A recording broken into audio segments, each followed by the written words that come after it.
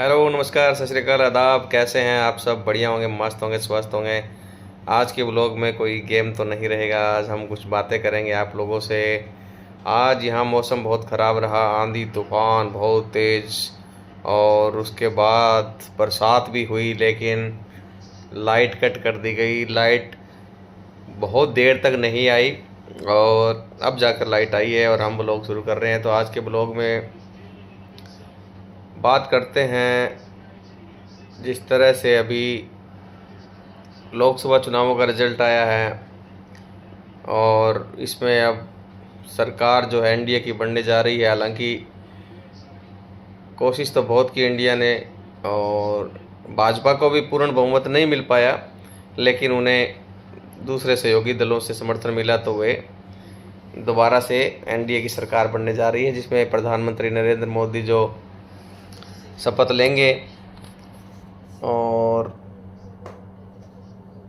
लेकिन इस बार जो पूर्ण बहुमत नहीं आया भाजपा को, तो कहीं ना कहीं अब इनके असमंजस रहेगा, उन्हें डर भी रहेगा कि जो सहयोगी दल है कहीं आंखें न दिखाने लग जाए, क्योंकि अपनी डिमांड पूरी करवाएंगे। जिस तरह से नीतीश कुमार है जो उन्होंने रेल मंत्रालय मांग लिया है, और दूसरे दो हैं उन्होंने हाईवे मांगा है। मतलब अपनी अपनी डिमांड पूरी करवाएंगे, क्योंकि सरकार उनके सहयोग से बन रही है, तो अपना वो जो है बात तो रखेंगे। तो ठीक है जिस तरह से, लेकिन अयोध्या यूपी में बीजेपी की हार हुई, उसके बाद में लोगों को, कुछ लोगों द्वारा गाली गलौज किया जा रहा है, जो कि सही नहीं है। अपना अपना मत देने का सबको अधिकार है, किसको दे किसको ना दे, जिसको पसंद आए, स्वतंत्र है वो। लेकिन आप ये कैसे कह सकते हैं कि हमने जो वोट मांगा धर्म के नाम पे, ये नहीं होना चाहिए। धर्म और राजनीति से परे हट के अगर राजनीति की जाए ना, वो काफ़ी स्वस्थ राजनीति कहलाती है। जो आज का दौर है वो लगता नहीं आप लोगों की धर्म और जाति के नाम पर ज़्यादा कुछ होने लगा है। मैं इस जाति का, हमारे लोग ज़्यादा अच्छे हैं, मैं उस जाति का, हमारे लोग अच्छे हैं। ये देखकर ना सही नहीं है। लोग उदाहरण भी दे रहे हैं कि उन गांव में एक कम्युनिटी ने अपनी एकता दिखाई, एक भी वोट नहीं दिया। वोट अयोध्या में उन लोगों ने नहीं किया जिनके घर टूटे थे। कुछ वीडियो ऐसे आए थे, कुछ विजुअल ऐसे आए थे जिसमें माताएं, बहनें, औरतें रो रही है, बिलख रही है, उनका मकान आशियाना टूट रहा है। वे कह रहे कि सौंदर्यकरण के नाम पर आप इस तरह से किसी को उजाड़ नहीं सकते। तो कहीं ना कहीं वो जो मतदाता है उन्होंने वोट नहीं डाला। अब आप ये कैसे श्योर हो सकते हो कि राम मंदिर आपने बनवाया वहाँ, तो लोग बाग सभी उस नाम पर वोट देंगे? ये सोचना भी तो गलत है। अब अपने अपनी सोच है।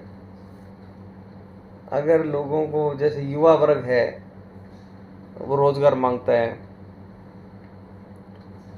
बेरोजगार है, रोजगार के लिए तलाश कर रहे हैं। कुछ बच्चे जो अभी भी पास आउट हुए हैं वो शिक्षा के लिए बाहर जाते हैं। शिक्षा के नाम पर वो एक वर्ग को आप डिसाइड नहीं कर सकते कि हमने सिर्फ धर्म के नाम पे जो वोट मांगे वो मिल जाएंगे हमें, ऐसा नहीं होना चाहिए। आप राजनीति करो, स्वतंत्र स्वस्थ राजनीति करो, सभी को साथ लेके चलो। लेकिन जो पार्टियां आजकल देख रहे हैं कि सिर्फ जाति, धर्म, मजहब के नाम पर वोट मांग रहे हैं, मेरे हिसाब से तो सही नहीं है ये। बाकी अपने अपने विचार है, कौन किसको वोट दे, कौन किसको न दे, अपने अपने स्वतंत्र हैं। लोकतंत्र में ये तो है खासियत कि हम जिस मर्जी को चाहें चुन सकते हैं, वोट दे सकते हैं। किसी को हम जोर आजमाइश से, जोर डाल के ये नहीं करवा सकते कि वोट मिलना चाहिए। लेकिन वर्तमान की परिस्थितियों की बात करें तो हालात जो है अच्छे नहीं है ये। और कांग्रेस, बीजेपी और अब जैसे क्षेत्रीय दलों की जो पूछ है ना, वो ज़्यादा होने लगी है। इस तरह से अब इस सरकार में देख लो, इस सरकार को बनाने के लिए उनको अपने सहयोगी दलों का सहयोग लेना पड़ेगा और वो आंखें दिखाएंगे, अपनी बातें मनवाएंगे।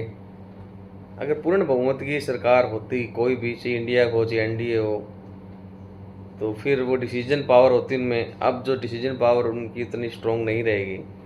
अब सलाह मशवरा करके ही कोई डिसीजन लेना पड़ेगा, वरना पहले तो जिस तरह से ये इनका टर्न था भाजपा का, एनडीए का, जिसमें पूर्ण बहुमत मिला था भारतीय जनता पार्टी को और उन्होंने अपने हिसाब से सरकार चलाई, बातें की गई सबका साथ सबका विकास।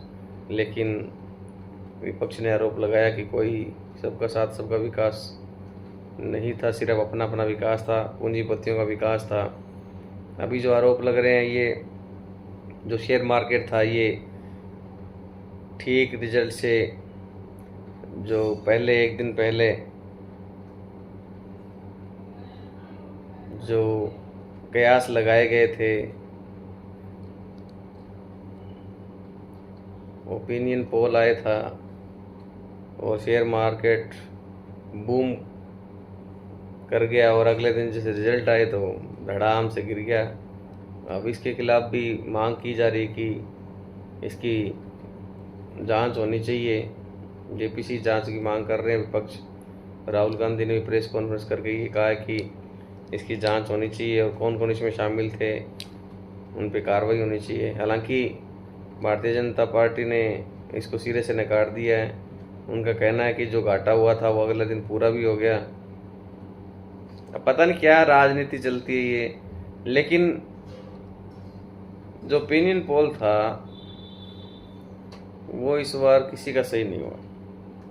तो कहीं ना कहीं शक तो जाता ही है कि बाजार को चढ़ाने के लिए, बाजार को ऊंचा करने के लिए इस तरह के ओपिनियन पोल है वो करवाया जाए।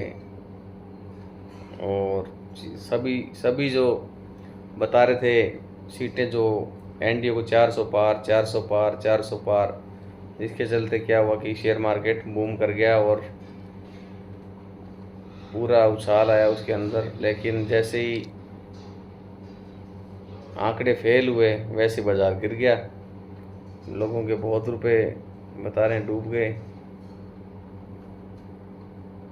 कहीं ना कहीं इस तरह का सर्वे जो किया गया किसी का भी सही नहीं हुआ।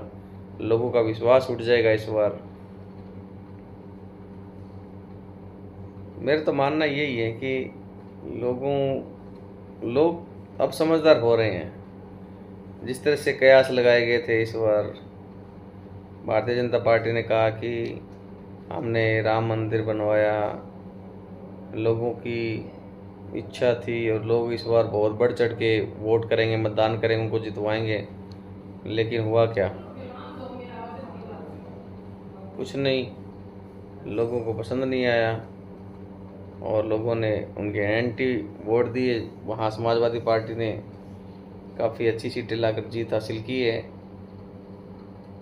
उन्होंने कहा कि जैसे सत्ता पक्ष के लोग, भाजपा के लोग कहते थे, उनका नारा था कि राम को लाए हैं